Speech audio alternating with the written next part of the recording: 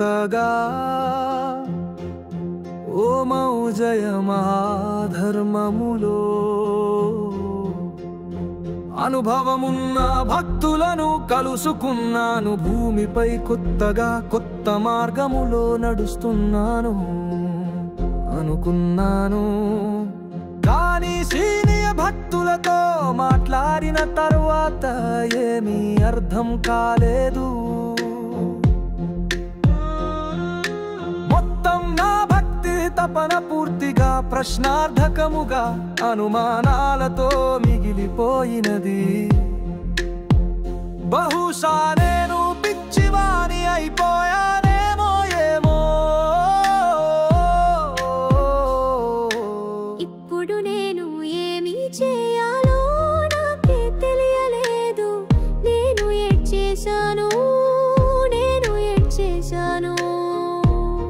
ఓ మౌజయకు శరణు వేడుతూ ప్రార్థించాను. మహాగురువు నన్ను కరుణించారు, నాకు సత్య మార్గం చూపించారు.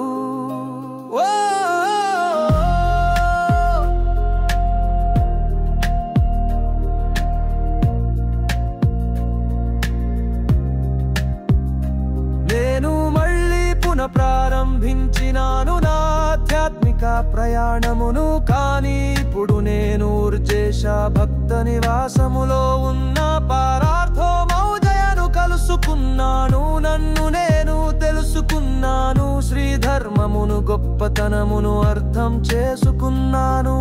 స్పష్టముగా భక్తి మార్గములో జీవించే పద్ధతిని పరమార్థమును గ్రహించాను. ఇప్పుడు నా ఆత్మపై నాకు విశ్వాసము కలిగినది. మన బాధ్యత తీసుకునే పరార్థో మౌజయితో మాట్లాడి వారు చెప్పినట్లు విని చెప్పినట్లు చేస్తేనే మన జీవితం సత్య మార్గములో ముందుకు సాగుతుందని జీవిత పరమార్థం తెలుసుకున్నాను.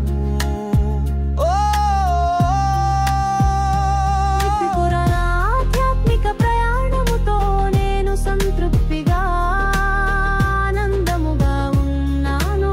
భక్తో మౌజయగా నేను గర్విస్తున్నాను.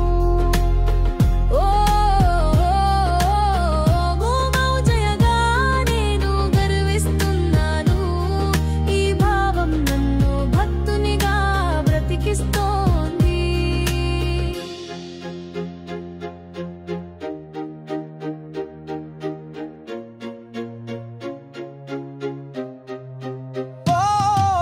దయచేసి రాత్రి నాకు ఒంటరితనం వద్దు. ఎందుకంటే నేను ఈరోజు జాగారం చేసి ఆత్మ ప్రకాశమును చూడాలని ఉన్నది. దయచేసి ఇక వ్యక్తిగా నటన కొనసాగించలేను. భక్తునిగా పూర్తిగా అవతరించాలని ఉన్నది. నాకు మహాగురు ప్రేమను అనుభవించాలని తపిస్తున్నాను. నిజమైన సత్య బ్రతుకు బ్రతికినట్లు ఫీల్ అవ్వాలని కోరుకుంటున్నాను. శ్రీధర్మముకై త్యాగమవ్వాలన్నదే నా లక్ష్యం. ఇదే నాకు మనశ్శాంతి ఆత్మశాంతిని ఇస్తున్నది.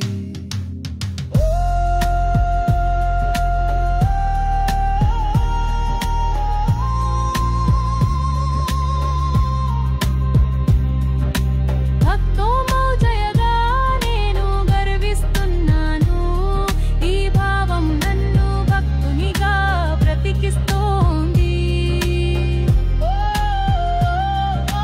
భక్తో మౌజయగా నేను గర్విస్తున్నాను. ఈ భావం నన్ను భక్తునిగా బ్రతికిస్తోంది. నక్షత్రాలతో నిండిన ఆకాశంలా నలుపు. ఇంకా ఎంతో తెలుసుకోవాలి జీవిత రహస్యాలు. ఎంతో ప్రపంచముతో పంచుకోవాలి జ్ఞానమును. మహాగురు నీవే నాకు ప్రేమను పంచాలి. నన్ను ఎప్పటికీ వదలనని, నా చే ఎప్పుడు విడువనని కృపతో